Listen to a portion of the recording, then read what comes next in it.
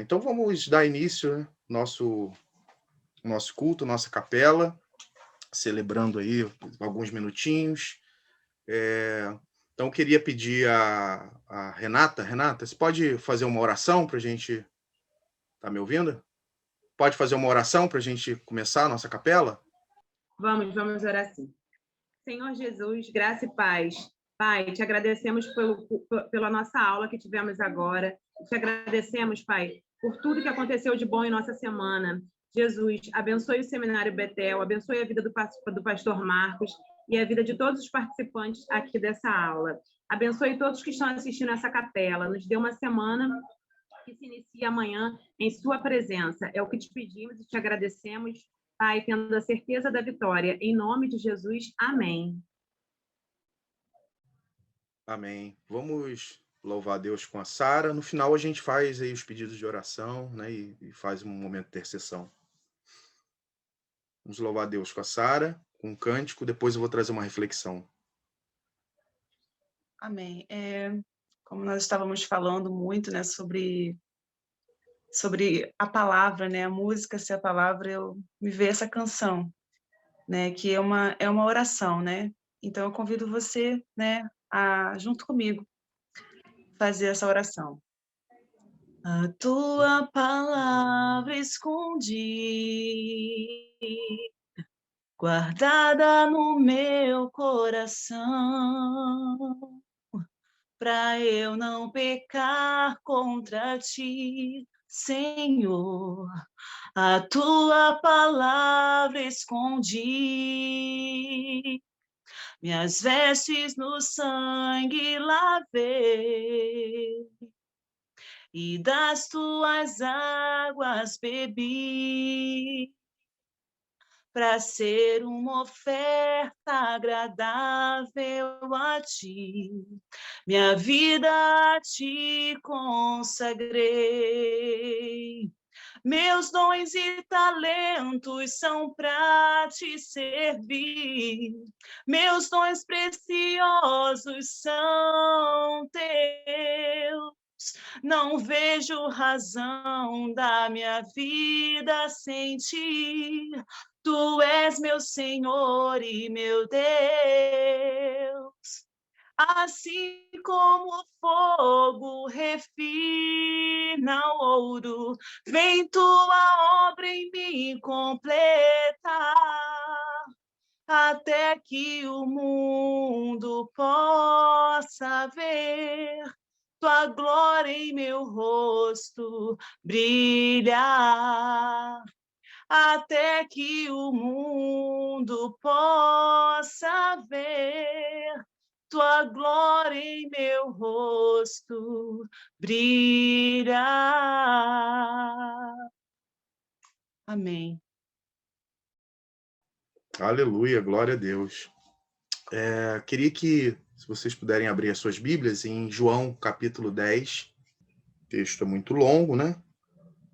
Vou tentar dar uma sintetizada para a gente entender o assunto desse capítulo 10, do assunto discorrido. Versículo 7. Diz assim, João 10, versículo 7. Então, Jesus afirmou de novo: digo-lhes a verdade, eu sou a porta das ovelhas. Todos os que vieram antes de mim eram ladrões e assaltantes, mas as ovelhas não os ouviram. Eu sou a porta, quem entra por mim será salvo. Entrará e sairá, e encontrará pastagens. O ladrão vem apenas para furtar, matar e destruir. Eu vim para que tenham vida e a tenham plenamente. Vamos orar mais uma vez? Senhor, obrigado pela tua palavra e te peço agora a iluminação do teu Espírito para que possa comunicar com fidelidade todo o conselho de Deus para os meus irmãos e que todos nós venhamos sair daqui edificados pelo poder da tua palavra. Em nome de Jesus. Amém. Amados irmãos, a gente estava até comentando aqui entre os alunos das nossas experiências religiosas, né? Muitos de nós, eu acredito que a maioria, pode contar uma experiência frustrante, às vezes na igreja, ou até mesmo com líderes, ou até mesmo com os pastores terrenos, né? Algumas decepções, desilusões, tristezas, porque a gente sabe que o pastor, né, também, ele não é perfeito, né? Ele tem as suas imperfeições, e isso, claro, pode causar alguma decepção no nosso coração.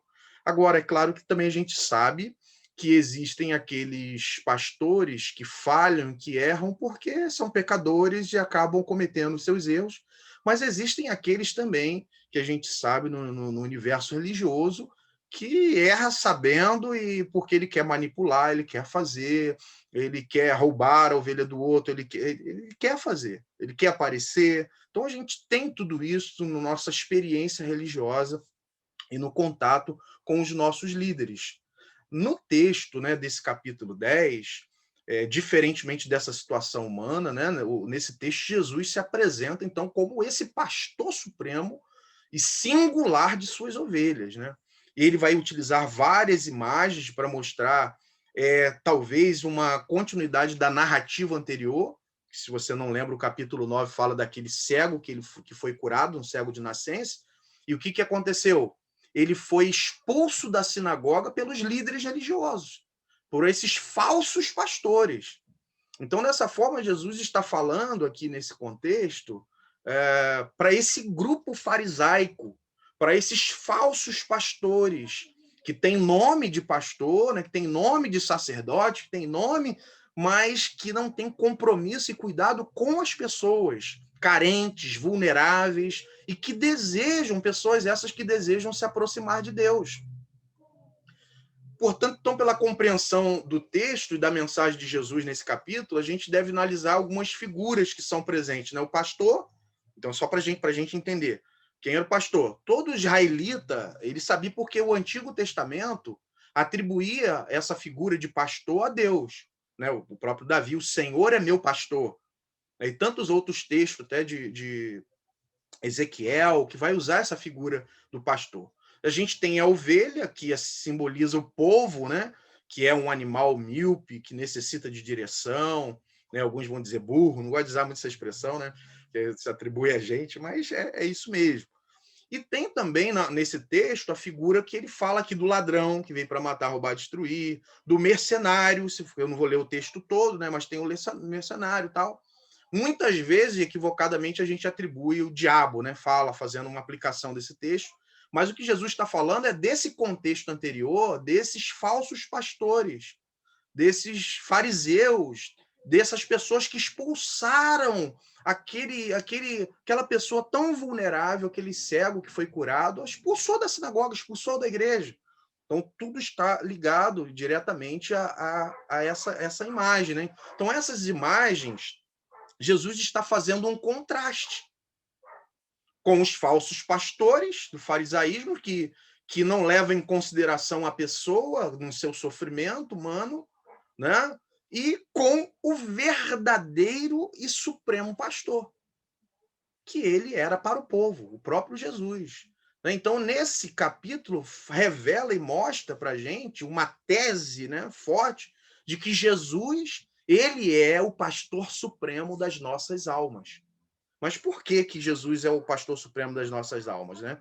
Nesse capítulo, a gente vê algumas razões que fazem de Jesus esse pastor supremo. O primeiro deles é que ele mostra que ele é o único. Por que ele é supremo pastor? Ele é singular, né, como pastor, fazendo contraste com os pastores humanos falhos, né?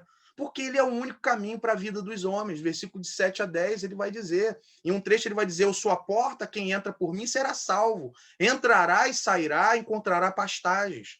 O ladrão vem para matar, roubar e destruir, mas eu vim para que tenham vida e tenha em abundância. Né? Então, ele era essa porta, o caminho da salvação.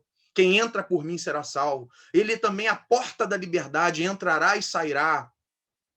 Ele é a porta da provisão, encontrará pastagem, né? Deus provê tudo o que precisamos para a piedade e para essa vida, e nos conduz a uma vida de fato. Então, por isso, ele é singular, não há outro igual a Jesus. O que a gente precisa fazer para aplicar é confiar nesse Jesus. É claro que nós continuaremos observando os nossos líderes, os nossos pastores, para a gente não cair naquele problema de não olha para mim, não, olha para Jesus. Não, a gente tem a nossa responsabilidade de sermos bons líderes, mas na hora que a tragédia acontece, a decepção acontece, a gente precisa ter ciência que Jesus é o nosso exemplo maior, de que ele é o nosso pastor, de nada teremos falta. Ele é esse pastor único que pode, de fato, conduzir à plenitude de vida, a nossa vida abundante. Não só uma vida para além túmulo, porque às vezes a gente acha que salvação é só para além túmulo, quando morrermos. A vida abundante que Jesus está fazendo é para o além. Não, a vida abundante plena hoje, com paz, com a graça, né, com a alegria, a abundância que há em Cristo Jesus. Segundo, Jesus é o pastor supremo de nossas almas, porque ele é o único a ofertar sua própria vida aos homens. Nenhum outro homem oferta a si mesmo, a sua própria vida, em favor de suas ovelhas. E aí que ele usa a expressão, no versículo de 11 a 18, do mercenário, que é o assalariado. Que ele, lembrando que essas figuras do ladrão, do mercenário, ele está falando dentro de um contexto dos fariseus, dos falsos pastores, que expulsaram aquele cego da sinagoga. Então, eles estão dizendo, olha, vocês estão trabalhando por dinheiro, vocês estão no cargo por dinheiro. Porque as ovelhas não pertencem a vocês. Porque quando vem um lobo, alguém, vocês abandonam a ovelha. Porque a ovelha não pertence a vocês, porque vocês estão ali só apenas pela troca do dinheiro. São assalariados. Jesus, então, vai falar. Mas eu sou o bom pastor, eu conheço as minhas ovelhas e eu dou a minha vida pelas ovelhas. E porque eu dou a minha vida, dou a minha vida para ninguém tira de mim. Então, ninguém tirou a vida de Jesus. Ele a deu por espontânea vontade. Então, essa vida, essa que ele doa a si mesmo, né, revela aqui os aspectos da morte de Jesus e da sua ressurreição também, porque ele fala que eu tenho o poder de dá-la e de retomá-la. Então, é uma morte, né, 3 aspectos dessa autodoação de Jesus pelas ovelhas. Ela foi voluntária, porque ele deu a sua vida, ninguém tirou a vida dele. Foi sacrificial, porque foi uma morte sacrificial, né? Um sacrifício, foi na cruz do Calvário, morreu, derramou seu sangue, e foi substitutiva, porque na morte ele se coloca no nosso lugar. E qual foi o líder religioso qual é o líder, qual o pastor, seja você e eu como líderes também, vai chegar a esse ponto? Não há comparação, não tem como comparar com Jesus. E por isso que a gente precisa descansar nesse pastor. Nesse Jesus, nos momentos de conflito, nos momentos de dificuldade, nos momentos de crise eclesiástica, no momento de crise de liderança, sempre descansar naquele que é pastor supremo das nossas almas, Jesus. E terceiro, último, Jesus é pastor supremo e singular, portanto, porque ele é o único que garante, ele não só concede vida e salvação, mas ele garante a salvação. E aqui, acredito que é um texto bem calvinista, vamos dizer assim, já que a gente está falando aqui para os alunos no contexto, né, de seminário, porque ele vai dizer que as obras que eu realizo, né, em nome do meu Pai falam por mim, mas vocês não creem porque não são minhas ovelhas. As minhas ovelhas ouvem a minha voz, eu conheço e elas me seguem. Eu lhes dou a vida eterna e elas jamais perecerão. Ninguém as poderá arrancar da minha mão. Meu Pai que as deu para mim é maior do que todos. Ninguém pode arrancar da mão de meu Pai. E eu e o Pai somos um. Então, ele não só concede esse pastor, como ele garante, como ele protege, como ele não deixa que nenhum fator externo, nenhuma pessoa, por isso aquele texto de Paulo, nem a morte, nem a vida, nem os anjos, nem os principados, nem qualquer outra criatura na face da terra poderá nos separar do amor de Deus que está em Cristo Jesus, nosso Senhor. Então é ele que nos conduz, é ele que nos salva e nos protege, né? E nada pode nos separar do amor de Cristo. Louvado seja o nome. Então temos essa certeza e precisamos também descansar nessa certeza, na garantia da promessa, porque a salvação não sou eu que me salvo, né? A salvação é pela graça, mediante a fé nele, a minha confiança, o meu descanso nele, de que ele é poderoso para garantir essa promessa de salvação, né? E outros pontos que eu poderia destacar, mas aí eu fico com esses 3 pontos e para revelar esse pastor supremo e que, portanto, se você tem passado algumas dificuldades no campo aí religioso, descanse, confie, espere nesse Jesus maravilhoso, do qual o próprio salmista diz: o Senhor é meu pastor, de nada terei falta. Se eu tenho o pastor Jesus como pastor da minha alma, nada me falta. Eu tenho tudo que eu preciso. Então, que Deus abençoe e que a gente possa refletir aí também durante a semana nesse texto aí, tão maravilhoso, tão lindo, tão especial. Amém e amém. Vamos orar? Pedidos de oração, por favor. Aqueles que queriam abrir esse momento para os pedidos. E a gente vai fazer um momento de intercessão aqui agora. Bom, eu queria pedir pela produção de emprego, né? Eu acabei perdendo emprego alguns 2 meses atrás. Tô na correria aí para esse aqui que a gente consegue, mas pedir a oração dos irmãos aí. Amém. Oração por porta de emprego. Eu queria pedir oração para ficar mais tranquilo, que eu tenho andado muito ansioso com todas essas coisas acontecendo aí, então, para ter mais tranquilidade no coração. Acho que é um desejo de muita gente também, né? É verdade. Enfim. Amém. Verdade. Eu pelo meu casamento. Felipe, casamento. Leonardo, E eu ansiedade. peço oração aí, que eu estou numa empreitada bem difícil, né? Ultimamente, trabalho, síndica ali do condomínio onde eu vou morar, que tem sido uma bênção, né? Porque eu tenho conseguido mostrar bastante o que é ser cristã lá, e isso tem feito muita diferença, mas é bem complicado, né? Em outros aspectos. E também pelo meu casamento, que vai ser agora dia 25, né? Então, aquela ansiedade, aquele nervosismo, né? Finalmente vamos conseguir aí fazer a nossa festa, e a gente está ansioso também por uma porta de emprego para o meu futuro esposo, né? Que também está desempregado aí há bastante tempo. Porta de emprego. Lucas, também Sara. Elaine também aqui faz um pedido. Elaine pede por fortalecimento espiritual na vida dela.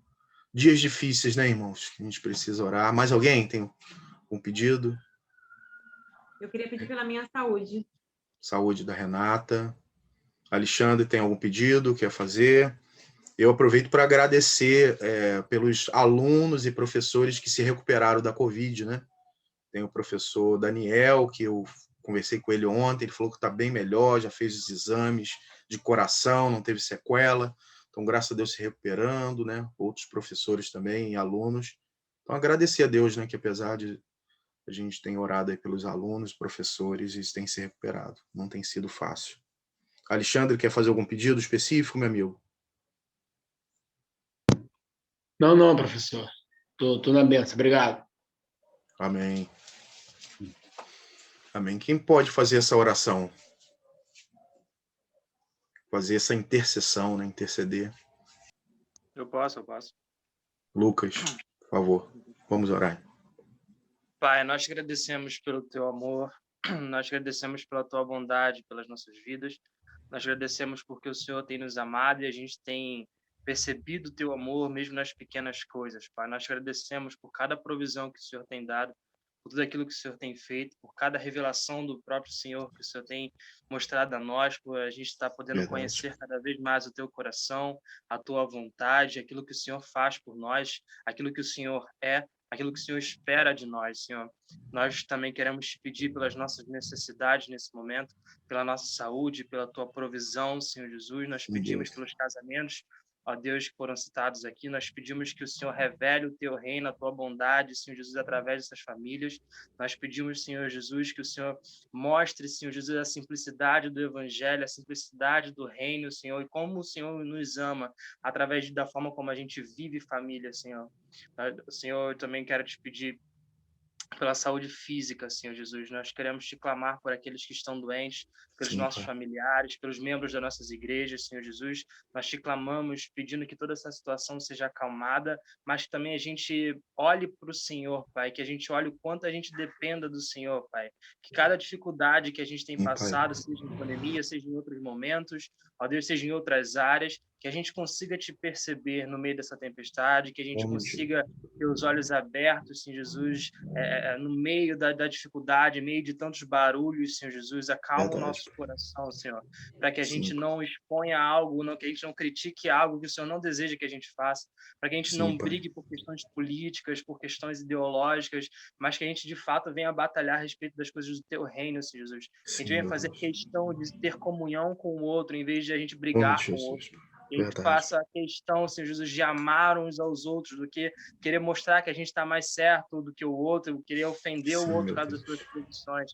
Nos ensina a amar os nossos irmãos, Pai. Nos ensina a viver como família, Pai. Nos ensina a viver o Teu Evangelho. Nos traz amor, Senhor Jesus. Nos traz senso de igreja. Nos ensina o que é ser Tua família, Senhor. Para honra e glória do Teu santo nome, Aleluia, nós te Jesus. clamamos e te pedimos. Aleluia. Cremos que vamos receber, Pai. Muito obrigado por Aleluia. tudo. Aleluia. Amém. Amém. Obrigado, irmãos, principalmente meus alunos, por ficarem até agora também, por todos vocês. Vamos continuar aí orando uns pelos outros e até a próxima aula, se Deus quiser. Um abraço. Leonardo, como é que tá o grego, Leonardo? Tá grego. Tá grego? Tá muito grego. Mas dá para ir, a Carmozina é gente boa, tem uma dinâmica boa, dá para levar na boa. Mas tá grego. É isso aí, gente. Pior do que grego é hebraico. Pô, imagino. É, Vai chegar a hora. vai chegar a hora. Um abraço, gente. Fiquem na paz. Tchau, Prazer em gente. Fiquem na revê-los. paz e bom final Tchau, de tchau. semana. Boa semana a todos. Boa semana. Tchau. Tchau, gente. Boa semana. Obrigado.